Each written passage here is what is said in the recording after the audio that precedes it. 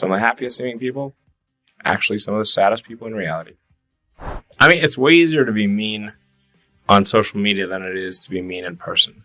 Yes. Way easier. Yeah. Yes. But one of the issues with social media, it's been pointed out by many people, is that I think maybe particularly Instagram, people look like they have a much better life than they really do. Right. So by design.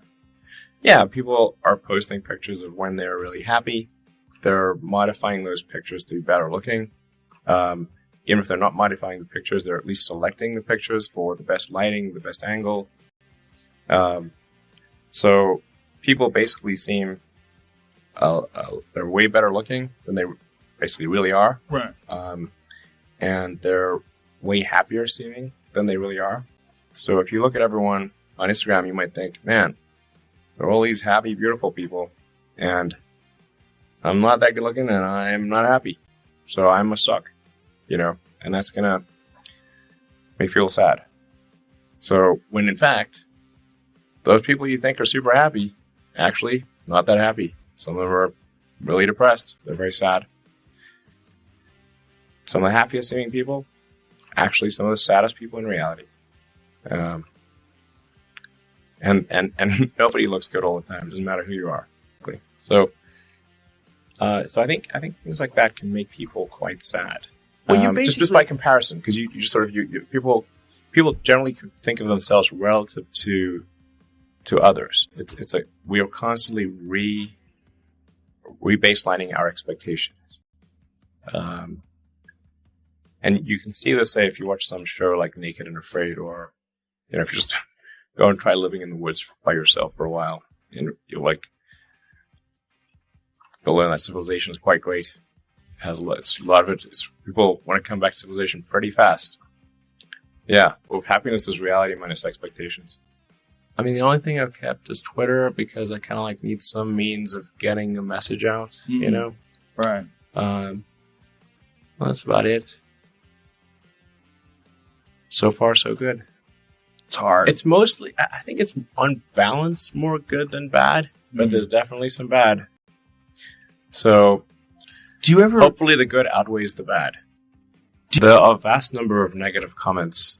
For the vast majority of them, I just ignore them. The vast majority. Yeah. But every now and again, get drawn in. It's not good. I mean, it's way easier to be mean on social media than it is to be mean in person.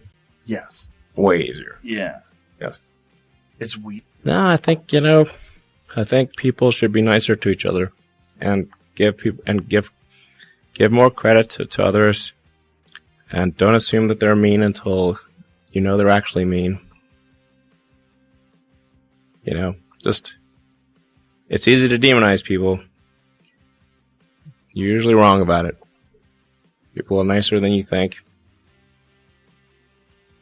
Give people more credit. In college, I mean, I try to think, what are the things that are most going to affect the future of humanity? And I wanted to be involved in at least some of those things. I didn't expect to be involved in all of them. But mostly I just wanted to be involved in things that I thought would matter to the future. And to be able to look back and say, okay, I did something useful there. I think it stems because I had this existential crisis when I was a kid, and try to figure out what's it all about. And none of the books I read seemed to actually have a good answer. So I read all the religious texts, and I read a bunch of philosophy books, and they're all quite depressing. Particularly the Germans.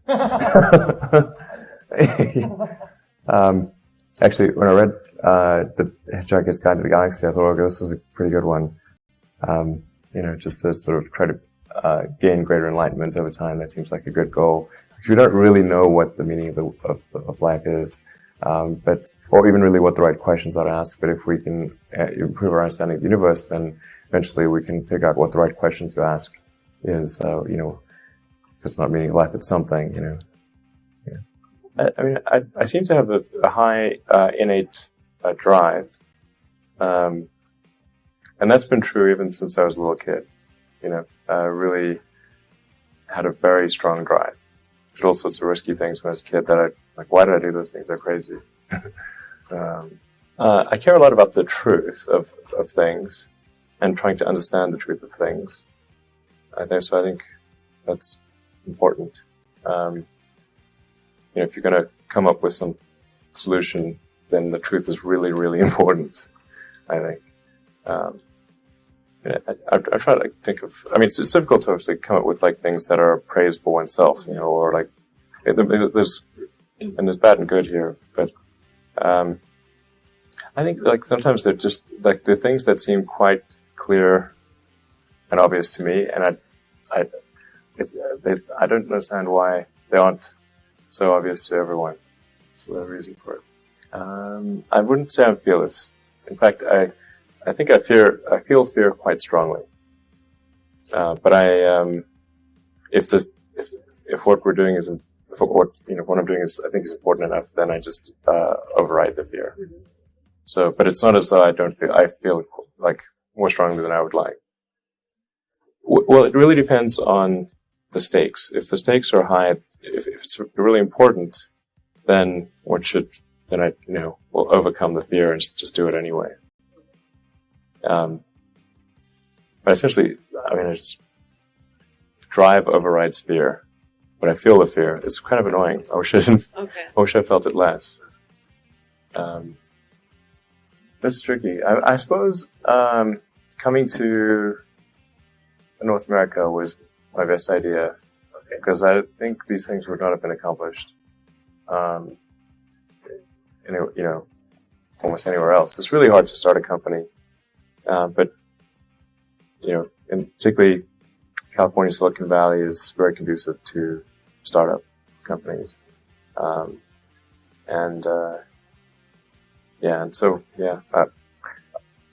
whenever I'd read books in South Africa, it would seem like the cutting edge of technology was in Silicon Valley, and so that's what I wanted to come and I wanted to move to this mythical place. Okay. Started out with thinking, okay, I'm going to do something in the electric vehicle space, and that's why I originally came to Stanford, was to work on advanced energy storage technologies, in particular ultracapacitors.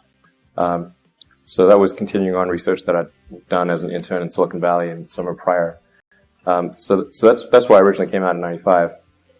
And then during that summer, I wrote some internet software, and I thought, okay, I can either work on electric vehicle technology, or I could sort of work on internet stuff.